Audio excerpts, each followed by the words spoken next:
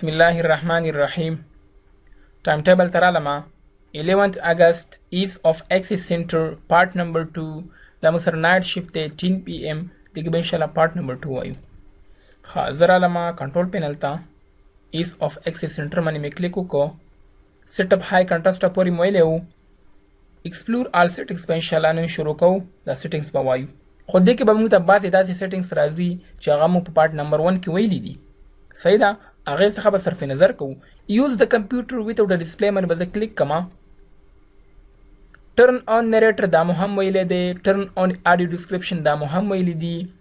سیټ اپ ټیکسټ ټو سپیچ دا به انشاءالله وایو. دې باندې زه کلیک کوم. دې ته کې چې څه ورته ولیکم هغه به ماته وایي. پریویو وایس باندې به زه کلیک وکړم. نو همدغه لیکل ماته دوباره وایي. صحیح ده؟ زه دلته راځم فار ایگزامپل زه ورته یو جمله لیکم چې دا جمله زه نشم ویلی. هی از ا بوای مې فار ایگزامپل ولیکو. یا یو ورډ داسې دی چې هغه پرونانسیشن باندې تاسو نه پوهېږئ، تاسو بل ته ورته ولیکئ. پریویو وایس باندې به کلیک کوئ.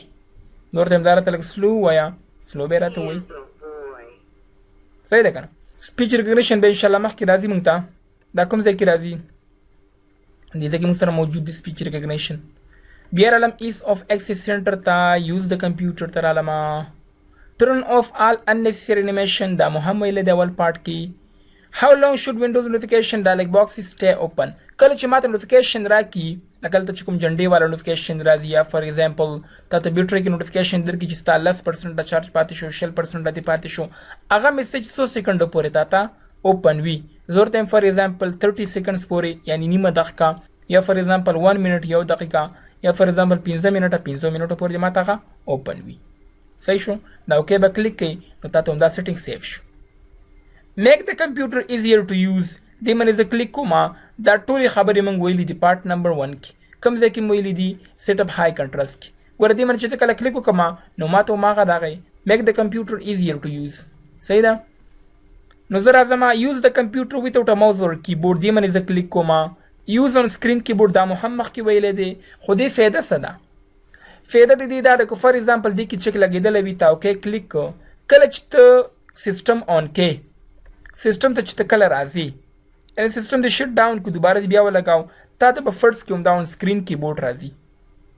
ځکه په تا ته راځي چې تا هلته چک لګولی دی. که ته وایې فار ایگزامپل له هغې څخه زه به تنګ یم، همیشه چې زه کله کمپیوټر آن کړم ما ته آن سکرین کیبورډ راشي، ما ته دې نه راځي، نو تاسو به راشئ یوز د کمپیوټر ته، دې نه به کلیک ایسته کوئ، اپلای یا اوکې باندې به کلیک کوئ. سپیچ ریکګنیشن هم مخکې راځي انشاءالله. بله خبره ما سره څه شی ده؟ میک د ماوس ایزیر ټو یوز دې باندې زه کلیک کوم. نو ما ته ماوس پوینټرز یې راته راکړي دي. یو سپین کې دي، بل تور او بل انورټ. سپین خو پېژنئ چې سپین کلر وي، بلیک خو پېژنئ چې تور کلر وي، او انورټینګ چې هغه خلاف کلر ښیي. که فار ایگزامپل زه یو کلر باندې ودرېږم د هغه کلر خلاف کلر ځان ته واخلي دا موس. دغه را سره به ریګولر، لارج او ایکسترا لارج را سره دي. د کې هم را سره ریګولر، لارج، ایکسترا لارج، ریګولر، لارج، ایکسترا لارج. زم فار ایگزامپل انورټ راته والا دا تور اوکې، خو ایکسترا لارج کې را سره دي. سپین ځای باندې ولاړې ما نو تور راته شو کېږي. همدغه شان زه چې په کوم کلر باندې ودرېږم د هغې خلاف کلر اخلي. ریګولر مې واخیستو، دا مې اپلای کړ، دې ته راته چینج شو. ټرن آن ماوس کیز. ماوس کیز هم انشاءالله کوم ځای کې به وایو؟ دا به انشاءالله به دې ځای کې ووایو میک د کیبورډ کی، ټرن آن ماوس کی. موږ سره څلور ډوله کی دا به انشاءالله به پارت نمبر 3 کې وایو. بل سره څه شی دی؟ میک اټ ایزیر ټو مینیج وینډوز. اکټیویټ ا وینډو بای هوورینګ اوور اټ وذ د ماوس پوینټر. دې کې ما چک ولګاو، دا مې اپلای کلیک کړ. اوس چې فار ایگزامپل زه وینډو راولم، صرف ور باندې ودرېږم زه خپل اکټیویټ شي. موس چې صرف ور باندې ودرې کلیک ور باندې ونه کړي نو تا ته اکټیویټ شي. بیا ور باندې ودرې اکټیویټ راته شي. نو دې ته څه ویلی شي؟ اکټیویټ ا وینډو بای هوورینګ اوور اټ وذ د ماوس. دې نه کلیک ایسته که اپلای کلیک کا.